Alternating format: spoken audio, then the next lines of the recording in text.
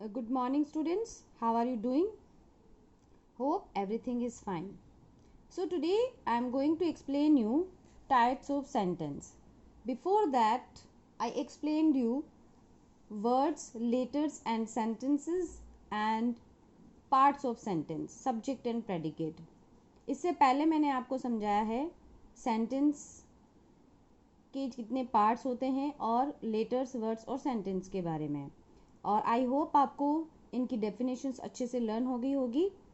Sentence के बारे में ही हम पढ़ते जा रहे हैं अभी तक कि लेटर से वर्ड्स बनते हैं, वर्ड से सेंटेंस, और सेंटेंस के टू पार्ट्स होते हैं, सब्जेक्ट और प्रेडिकेट। हमने लास्ट क्लास में यही समझा था और मैंने आपको समझाया भी था कि एक सेंटेंस के टू पार्ट्स होते हैं, सब्जेक्ट एंड प्रेडिकेट।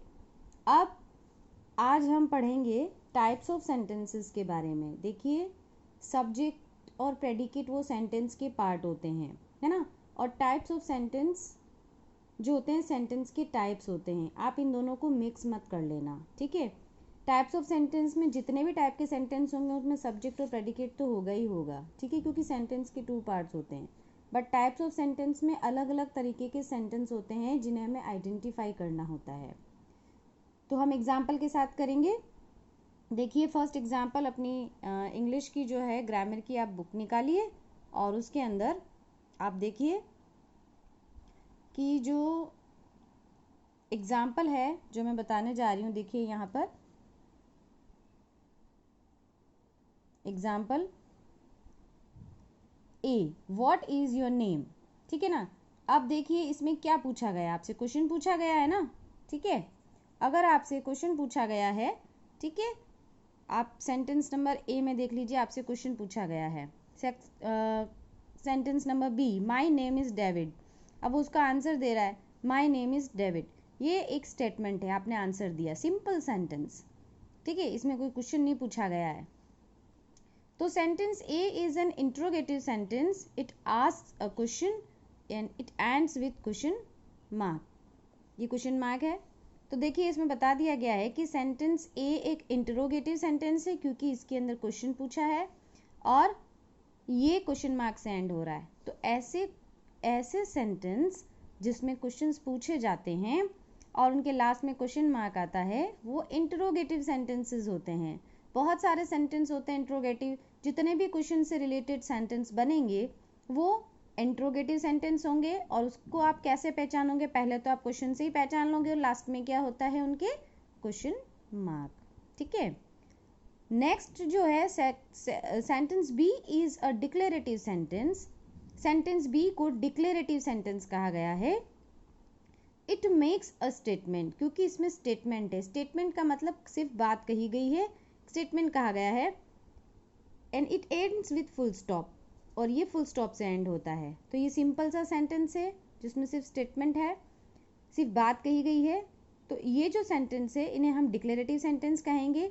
ना तो इसमें कोई क्वेश्चन पूछा गया है, ना कोई ऑर्डर है, ना कोई रिक्वेस्ट है, ना कोई कमांड है, ठीक है ना, ना इसमें नेगेटिव सेंटेंस का यूज़ किया गया। ये सिर्फ और सिर्फ सिंपल सा स्टेटमेंट है, इसलिए इसे हम डिक्लेरेटिव सेंटेंस कहेंगे। तो ये टू टाइप्स के सेंटेंस मैंने आपको एक्सप्लेन किए हैं। 4 टाइप्स के सेंटेंस होते हैं, इंट्रोगेटिव, डिक्लेरेटिव, इम्पेरेटिव और एक्सक्लेमेटरी, है ना। ये जो नेक्स्ट जो 2 सेंटेंस हैं वो आपको मैं बाद में एक्सप्लेन करूंगी।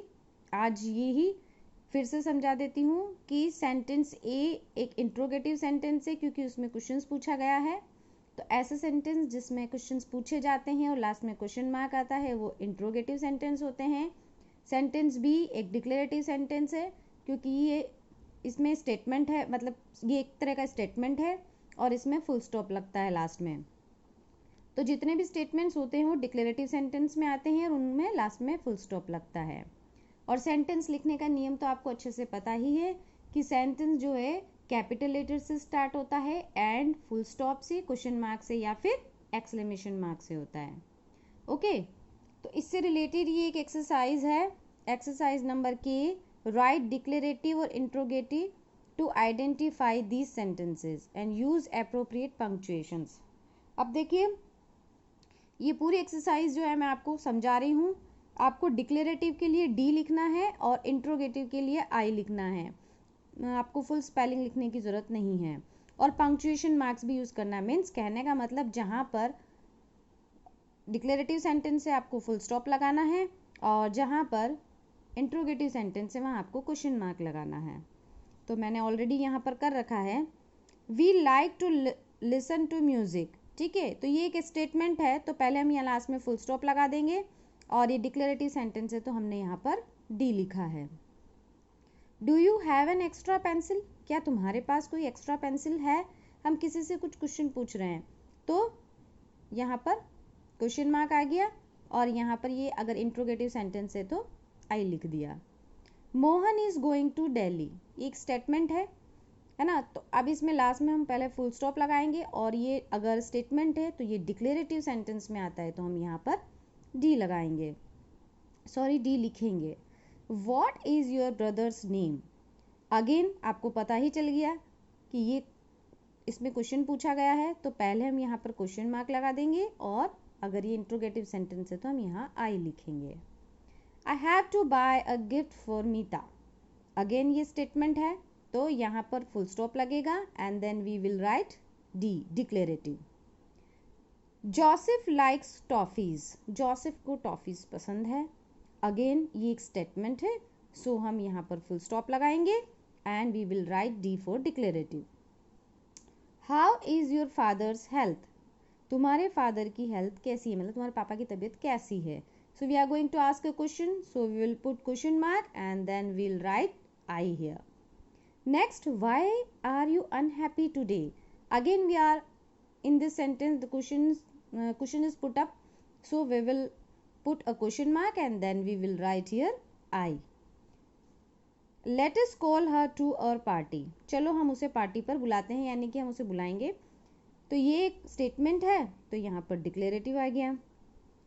Who lives in that palatial house, ठीक है।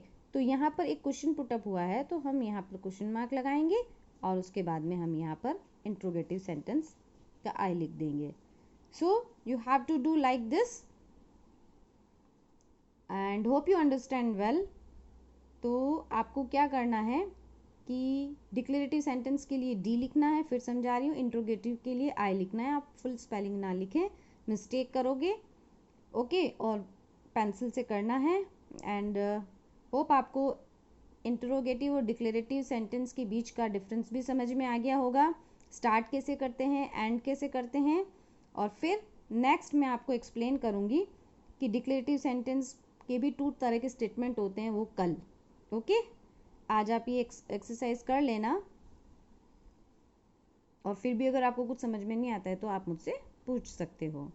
Bye, take care.